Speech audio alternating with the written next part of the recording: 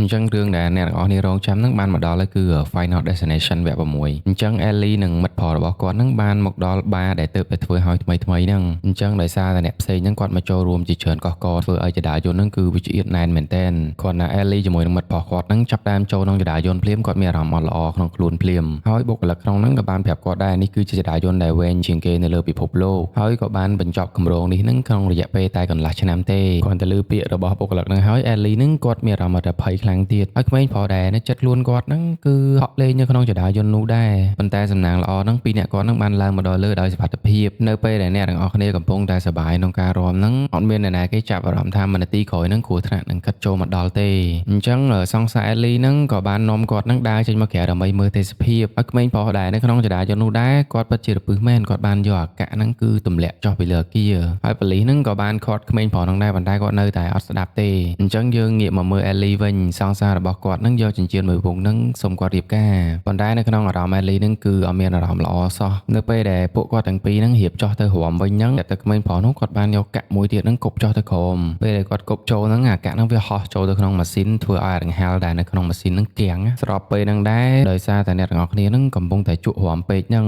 បូកផ្សំជាមួយនឹងអាធុងបាសហ្នឹងគឺវាធ្វើឲ្យអាហលហ្នឹងវាអង្គើវាធ្វើឲ្យកញ្ចក់ខាងក្រោមហ្នឹងគឺបែកទាំងអស់ហើយ Ellie ហ្នឹងគាត់មានអារម្មណ៍ដូចជាខុសប្រក្រតីស្រាប់តែពេលហ្នឹងដែ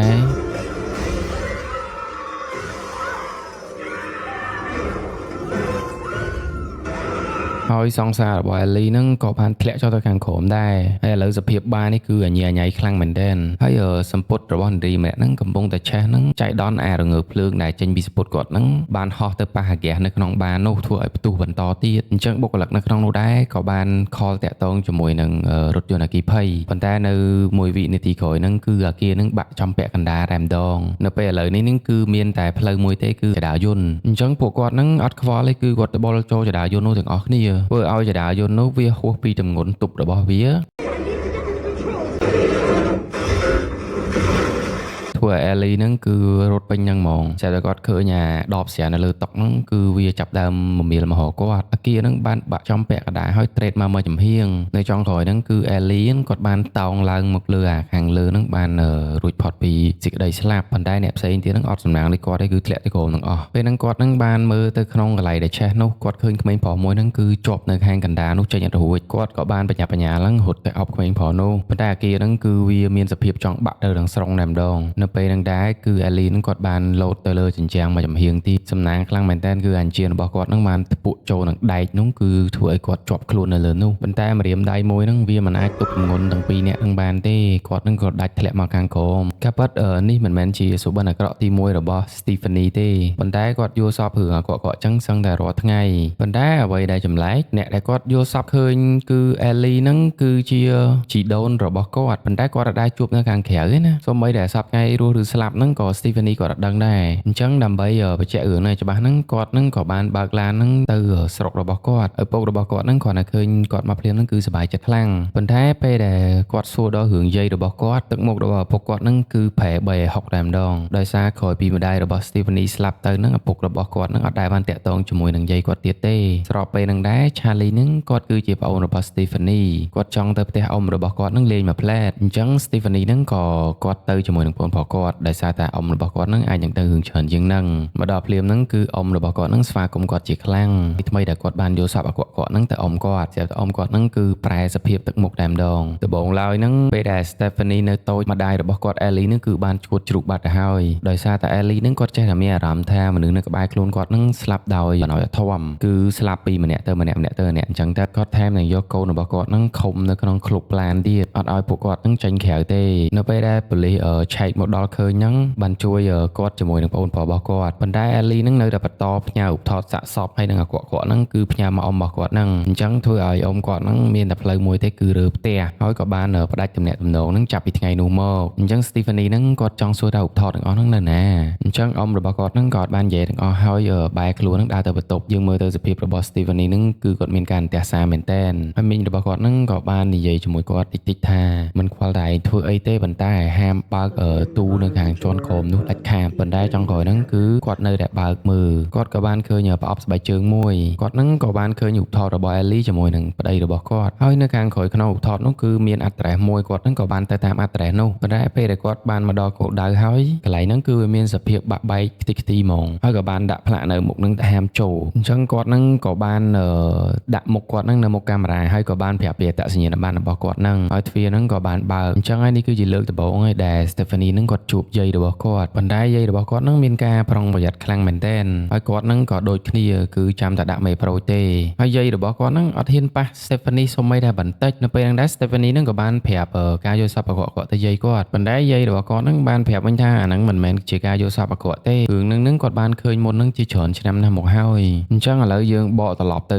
ៅហេតុការណ៍ដែលស្ថិតនៅលើអគារនោះវិញនៅពេលដែលសង្សាររបស់គាត់លុតជង្គង់សុំគាត់រៀបការហ្នឹងហើយនឹងក្មេងប្រុសម្នាក់ទៀតដែលបោះកាក់ចក់ទៅក្រោមហ្នឹងគាត់គិតថាប្រហែលជាគេឲ្យតម្រុយអីមកគាត់ហើយគាត់ហ្នឹងក៏បានរត់សម្រុកចុះទៅខាងក្រោមគាត់ក៏បានហត់មកដល់លើឆាកហ្នឹងហើយស្រែកប្រកាសប្រាប់អ្នកទាំងអស់គ្នាថាបន្តិចទៀតហ្នឹងនឹងមានរឿងអីអញ្ចឹងអ្នកទាំងអស់គ្នារត់ចុះទៅក្រោមឲ្យលឿនអញ្ចឹងនៅពេលហ្នឹងដែរ Ellie ហ្នឹងក៏បានជួយជីវិតអ្នកទាំងអស់គ្នាប៉ុន្តែនៅតែកិច្ចអត់ផុតហ្នឹងពួកគាត់ហ្នឹងម្នាក់ហ្នឹងក្រោយមកហ្នឹងគឺស្លាប់ម្ដងម្នាក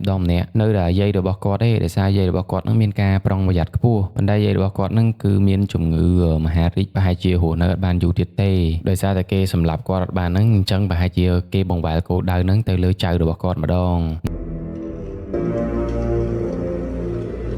I see you, you fuck. អញ្ចឹងស្ដាប់រឿងហ្នឹងអស់ជាយូរម៉ោងហ្នឹង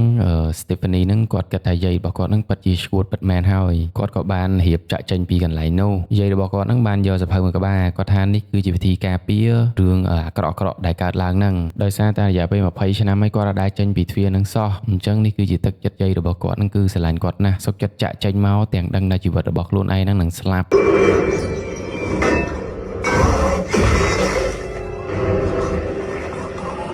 នៅពេលប្រារព្ធពិធីបន់សពរបស់យាយគាត់ម្ដាយដែលបែកគាត់ជាច្រើនឆ្នាំហ្នឹងក៏បានលេចមុខមកនៅកន្លែងនោះ Stephanie ហ្នឹងគឺគាត់មិនលើកលែងឲ្យម្ដាយគាត់ជាដាច់ខាតដោយសារតែបោះបង់គាត់ចោលតាំងពីតូចប៉ុន្តែពូរបស់គាត់ហ្នឹងឃើញប្អូនស្រីបការបស់គាត់មកហ្នឹងគឺគាត់ស្វាគមន៍ខ្លាំងមែនតែនដើម្បីកុំឲ្យបរិយាកាសហ្នឹងវាអាប់អួរពេកហ្នឹងពូគាត់ហ្នឹងក៏បានធ្វើផាត់ធីតូចមួយសម្រាប់គ្រួសារគាត់ប្អូនប្រុសគាត់ហ្នឹងអត់ប្រយ័ត្នហ្នឹងក៏បានធ្វើឲ្យបែកកែវមួយតែអ្វីដែលគាត់អត់ចាប់អារម្មណ៍ហ្នឹងគឺមានកំទេចកែវមួយហ្នឹងបានធ្លាក់ចូលទៅក្នុងទឹកកកនៅពេលពួកគេកំពុងតែជុលកែវគ្នាសប្បាយហ្នឹងPut it there. Julia, all right? Oh my God, there's a bug in there. Tiffany ហ្នឹងគាត់បានរត់ទៅបន្ទប់ហើយបើកមើលអាសភៅដែលយាយរបស់គាត់ឲ្យគាត់ឃើញថានៅលើហ្នឹងគឺមានក្បួនខ្នាតក្នុងការគេចវេះពីស្លាប់ច្រើនមែនតែនស្របពេលគ្នាហ្នឹងគឺគ្រោះថ្នាក់ហ្នឹងកំពុងតែស្ថិតជិតមកដល់ដូចគ្នាអ៊ីរបស់គាត់ហ្នឹងឲ្យបានចាប់អារម្មណ៍ទេគាត់បានធ្វើឲ្យជ្រោះដបពីយ៉ាមួយហ្នឹងធ្វើឲ្យអាកង់តាក់ម៉ាស៊ីនកាត់ស្មៅហ្នឹងគឺវាប្រឆេះឡើង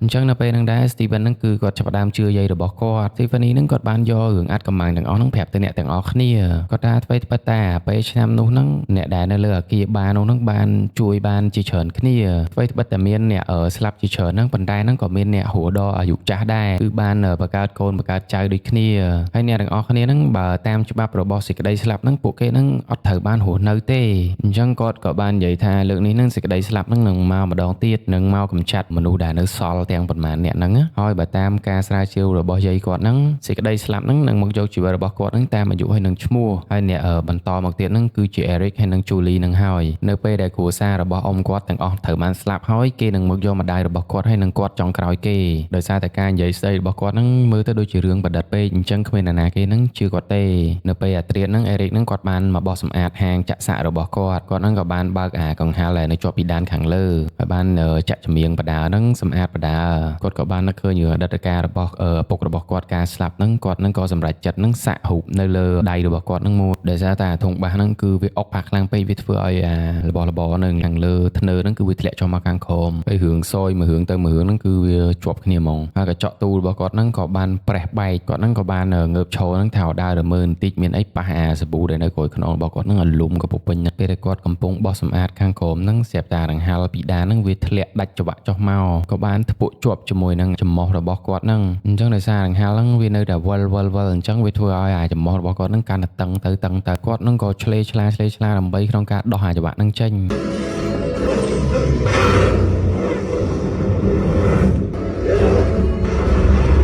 នៅថ្ងៃទី2ពេលព្រឹកព្រលឹមហ្នឹង Stephanie ហ្នឹងគឺគាត់តាក់ទង Eric អត់បានសោះអញ្ចឹងសំណាងខ្លាំងមែនតើដោយសារតែយប់មិញហ្នឹងគឺគាត់បានពាក់អាវយ៉ាងក្រាស់ហ្នឹងហើយក៏បានរួចផុតពីអគ្គីភ័យយប់មិញហ្នឹងគាត់ក៏បាននិយាយទៅ Stephanie ថារឿងថ្ងៃប្រឌិតទាំងអស់គ្នាហ្នឹងអត់មានអ្នកណាគេជឿទេកុំចេះតែប្រឌិតរឿងពេកគាត់ថា Stephanie ហ្នឹងពិតជាលោកមែនតើនៅពេលហ្នឹងដែរមានឡានសម្រាមមួយគ្រឿងហ្នឹងអែបយកសម្រាមហើយ Stephanie ហ្នឹងបានប្រាប់ទៅ Eric ថាកុំនៅក្បែរវាពេកប៉ុន្តែ Eric ហ្នឹងគឺគាត់រឹងក្បាលមែនតើគាត់នៅតែលេងជាមួយនឹងឡាននោះអញ្ចឹង Julia ហ្នឹងក៏គាត់អត់ខ្វល់ហើយគាត់ដល់ម៉ោងដែលគាត់ត្រូវទៅហាត់ប្រាណអញ្ចឹងអ្នកទាំងអស់គ្នាហ្នឹងបានរត់ទៅតាមឡានសម្រាប់នោះហើយហៅតកងឡានតែដោយសារតែតកងឡានគាត់ហ្នឹងកំពុងតែស្ដាប់ចម្រៀងយ៉ាងលងលោតគឺគ្មានចាប់អារម្មណ៍អ្នកនៅខាងក្រៅទាំងអស់ Tiffany ហ្នឹងគាត់បានឡើងពីអាចំហៀងហ្នឹងឡើងរហូតទៅជួយ Julia ហ្នឹងដោយសារតែឡានសម្រាប់ហ្នឹងវាចាប់ផ្ដើមកាច់អាម៉ាស៊ីនដើម្បីបូមចូលទៅខាងក្នុងនៅពេលហ្នឹងដែរអ្នកទាំងអស់គ្នាគឺចាប់ផ្ដើមជឿពាក្យរបស់ Stephanie ហើយប៉ុន្តែពួកគាត់ឆ្ងល់ថា Eric ហ្នឹងហេតុអ្វីរត់ផុត2ដងហើយពីសេចក្តីស្លាប់នៅពេលដែលពួកគាត់កំពុងតែឆ្ងល់ហ្នឹងមីងរបស់គាត់ហ្នឹងក៏បាននិយាយរឿងសម្ងាត់មួយគាត់ក៏បាននិយាយកាពិត Eric ហ្នឹងមិនមែនជាកូនបកើតរបស់គាត់ទេហើយ Eric ហ្នឹងគឺជាកូនរបស់សង្សារចាស់គាត់ហ្នឹងមួយទៀតទេ Stephanie ហ្នឹងភ្លាមៗហ្នឹងគាត់បានទៅបើកមើលអាសៀវភៅកំណត់ត្រានៃស្លាប់នោះអញ្ចឹងក៏មានឈ្មោះមួយសរសេរកាត់ដាក់ថា JB ហ្នឹងមានតែគាត់ម្នាក់ឯងដែលអាចគេចផុតពីសេចក្តីស្លាប់ហ្នឹងអញ្ចឹងម្ដាយគាត់ពេលហ្នឹងក៏នឹកឃើញរឿងមួយម្ដាយរបស់គាត់ប្រាប់ថានៅក្នុងសម្បត្តិគាត់ជាច្រើនហ្នឹងបាននិយាយពីឈ្មោះម្នាក់ហ្នឹងដែរគាត់ធ្វើការនៅមន្ទីរពេទ្យមួយពួកគាត់ហ្នឹងអត់ចាំយូរទេក៏ធ្វើដំណើរទាំងអស់គ្នាហ្នឹងទៅជួបម្នាក់ដែលឈ្មោះ JB នោះគាត់ថា JB ហ្នឹងប្រហែលជាអាចមានវិធីបំបែកសេចក្តីស្លាប់នេះម្ដាយរបស់ Stephanie ហ្នឹងបានបើកឡានដឹកពួកគាត់ហ្នឹងទៅយ៉ាងលឿនបំផុតហើយសំណាងល្អណាស់គឺនៅលើផ្លូវហ្នឹងមិនមានរឿងអ្វីកើតឡើងទេអញ្ចឹងពួកគេពិតជាបានជួបជាមួយនឹងម្នាក់ដែលឈ្មោះ JB ហ្នឹងពិតមែនហើយគាត់មានឈ្មោះថា William ហើយគាត់គឺជាក្មេងដែល Ellie ជួយកាលពីឆ្នាំនោះគាត់ក៏បាននិយាយទៅអ្នកទាំងអស់គ្នាថាបើអ្នកទាំងអស់គ្នាចង់រស់បន្តទៀតហ្នឹងគឺមាន2វិធី By killing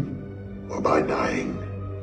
If you take a life, you get the time that person had left. ចឹងវិធីមួយទៀតហ្នឹងគឺពួកគាត់ហ្នឹងត្រូវតែស្លាប់ប៉ុន្តែត្រូវបានពេទ្យសង្គ្រោះបន្ទាន់ហ្នឹងរស់ឡើងមកវិញអាហ្នឹងក៏គេចាត់ទុកថារួចផុតពីសេចក្តីស្លាប់ដែរអញ្ចឹងវិធីហ្នឹងគឺវាគ្រោះថ្នាក់មែនតើបើគេជួយអត់បាននឹងស្លាប់មែនតើតែម្ដង William ហ្នឹងក៏បានប្រាប់ទៅពួកគាត់វិញថាពួកឯងគួរតែសប្បាយជាមួយអាពេលវេលាចុងក្រោយរបស់ពួកឯងតិចតួចហ្នឹងទៅអញ្ចឹងរឿងបន្ទាប់ហ្នឹងគឺឥឡូវត្រឡប់មកដល់ Paul ម្ដងគាត់មើលទៅក្មេងដែរទើបតែកើតថ្មីហ្នឹងក៏ធ្វើឲ្យគាត់ហ្នឹងបោះបង់ចោលនៅអាកំណត់ដែលថាសម្រាប់គេហ្នឹងយកពេលវេលាមកឲ្យខ្លួនឯង Eric ហ្នឹងគាត់នឹកឃើញរឿងមួយដោយសារតែ Paul ហ្នឹងគាត់អាឡែស៊ីជាមួយនឹងសណ្តែកដីអញ្ចឹងក៏គាត់ហ្នឹងរត់ទៅទិញសូកូឡាដែលមាន snow សណ្តែកដីនៅពីក្នុងហើយក៏បានរុញគាត់ហ្នឹងចូលមកបន្ទប់មួយដែលអត់មានមនុស្សសោះ What are you talking?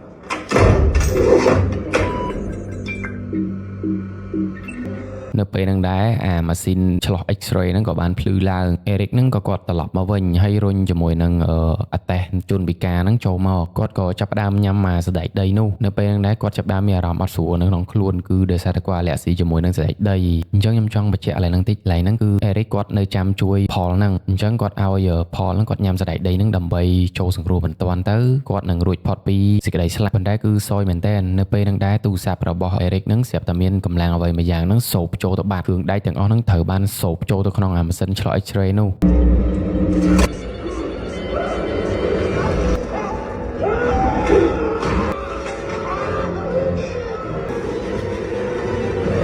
Paul ហ្នឹងក៏បានវាទៅរក Eric ពេលហ្នឹងក៏មានពេទ្យស្រីម្នាក់ហ្នឹងឆ្លងកាត់បន្ទប់នោះ Are you okay? អញ្ចឹងមិនថាពួកគេនឹងរកគ្រប់វិធីអ្វីទេចុងក្រោយហ្នឹងសេចក្តីស្លាប់ហ្នឹងនៅតែហត់មកពួកគេអត់ដែរបើតាមច្បាប់ទម្លាប់ហ្នឹងឥឡូវនេះគឺដល់ពេលងាកមករកគ្រួសាររបស់ Stephanie ម្ដងហើយ Stephanie ហ្នឹងក៏គាត់នឹកឃើញរឿងមួយគាត់ថា Ellie ហ្នឹងគឺនៅពេលនោះពួននៅក្នុងផ្ទះរយៈពេល20ឆ្នាំគឺអត់មានស្លាប់ទេអញ្ចឹងពួកគេហ្នឹងគិតឃើញវិធីនេះហើយក៏គិតថាទៅពួននៅក្នុងនោះរយៈពេល20ឆ្នាំដែរប៉ុន្តែគ្រាន់តែពួកគេហ្នឹងរៀបបើកឡានចេញហ្នឹងគឺចាប់ផ្ដើមមានរឿងកើតឡើងតែម្ដងគឺសេចក្តីស្លាប់ហ្នឹងគឺមកចាំគាត់មុននៅកន្លែងហ្នឹងហើយ Stephanie ហ្នឹងគាត់អត់និយាយច្រើនទេគឺគាត់បើកឡានហ្នឹងទម្លុះទ្វារនឹងចូលតែម្ដងដោយសារគាត់បញ្ញាបញ្ញាលជូនម្ដាយរបស់គាត់នឹងចូលទៅក្នុងផ្ទះនោះ នៅពេលហ្នឹងដែរ Stephanie គាត់ឃើញថាខ្សែក្រវ៉ាត់សុវត្ថិភាពរបស់គាត់ហ្នឹងគឺដកអត់ចេញទេហើយភ្លើងដែលឆ្លងនៅលើដំបូលនោះចាប់ផ្ដើមធ្លាក់រងើកភ្លើងចុះមកហើយម្ដាយរបស់គាត់ហ្នឹងគឺអត់ខ្វល់ពីកូនទាំងអស់គឺចុះពីលើឡានហ្នឹងសងបាតរត់ចូលផ្ទះស្រាប់តែមានកំទេចភ្លើងតូចមួយហ្នឹងបានហោះចូលមកហ្នឹងកាត់ផ្ដាច់នៅខ្សែមួយនោះធ្វើឲ្យអាហ្គាសនៅក្នុងនោះហ្នឹងវាសាយភាយចេញមកហ្នឹងក៏ផ្ទុះ Charlie ហ្នឹងត្រូវបានដុំអុសមកដុំធំហ្នឹងសង្កត់ពីលើខ្លួនហើយម្ដាយរបស់គាត់ហ្នឹងគឺរបួសពេញខ្លួនបានរត់មកជួយ Charlie ទាញឈើទាញអីចេញហ្នឹង I'm gonna stay alive as long as possible. Charlie ហ្នឹងក៏បានបើកទ្វារឡាននោះហើយឃើញថាបងស្រីរបស់គាត់ហ្នឹងគឺជាប់ជាមួយនឹងកៅអីនោះហើយទឹកហ្នឹងក៏ចាប់ផ្ដើមចូលមកក្នុងឡានប៉ុន្តែ Stephanie ហ្នឹងគឺគាត់អត់ដកដង្ហើមរយៈពេលមួយស្ទុះហើយមិនយូរប៉ុន្មានហ្នឹងគាត់ហ្នឹងក៏ដឹងខ្លួនឡើងមកវិញអញ្ចឹងគាត់គិតថាប្រហែលជាគាត់ហ្នឹងអាចរួចផុតពីគ្រោះថ្នាក់ហ្នឹងហើយដោយសារតែគាត់ហ្នឹងប៊ីសនឹងស្លាប់ម្ដងហើយរយៈពេល1ខែក្រោយមកហ្នឹងជីវភាពរបស់ពួកគេហ្នឹងបានវិលត្រឡប់ទៅដូចដើមវិញអញ្ចឹងថ្ងៃនេះដែរគឺជាវិធីទទួលសញ្ញាបត្ររបស់ Charlie នៅពេលហ្នឹងដែរក៏មានកាក់មួយហ្នឹងជ្រុះចេញពីកាបូបយាយនោះក៏បានធ្លាក់ចូលទៅផ្លូវអាតេះភ្លើងហើយធ្វើឲ្យគៀបជាប់ផ្លូវនោះអញ្ចឹងឪពុករបស់គាត់ហ្នឹងក៏បានណែនាំមិត្តថ្មីហ្នឹងមកឲ្យ Stephanie ហើយនៅពេលហ្នឹងដែរដុកទ័រនោះក៏បាននិយាយពាក្យដ៏គួរឲ្យព្រឺសម្បុរមួយហ្នឹងប្រាប់ទៅគាត់ You weren't dead. What? I mean, if you were unconscious and Charlie got you breathing again, then your heart didn't stop. គាត់និយាយចប់ភ្លាមហ្នឹងបងប្អូនគាត់ទាំងពីរនាក់ហ្នឹងចាប់ដើមព្រឺសម្បុរតែម្ដងមិនយូរប៉ុន្មានហ្នឹងអាតេះភ្លើងហ្នឹងគឺបានជិះមកយ៉ាងលឿនហើយបានមកដល់កន្លែងដែលផ្លូវដែលជាប់កាក់ហ្នឹងគឺវារត់ខុសផ្លូវរេមកតែម្ដងគឺបានតម្រង់មករកពួកគេទាំងពីរនាក់ហ្នឹងនៅពេលពងរត់ហ្នឹង Stephanie ហ្នឹងក៏គាត់បានដួលនៅលើដងផ្លូវតែសំណាងមែនតើគឺរថភ្លើងនោះបានឈប់នៅកន្លែងនោះនៅពេលគាត់ទាំងពីរនាក់ហ្នឹងគិតថាអូយើងប្រហែលជារួចផុតពីសេចក្តីស្លាប់ហើយអញ្ចឹងរឿងយើងហ្នឹងក៏មកដល់ទីបញ្ចប់ដែរអញ្ចឹងបាទអ្នកទាំងអស់គ្នាពេញចិត្តការសម្ដែងរបស់ admin ហ្នឹងកុំភ្លេចជួយ subscribe ម្នាក់មួយផង admin ហ្នឹងនឹងនាំយករឿងថ្មីៗហ្នឹងមកសម្ដែងអ្នកទាំងអស់គ្នាស្ដាប់ទៀត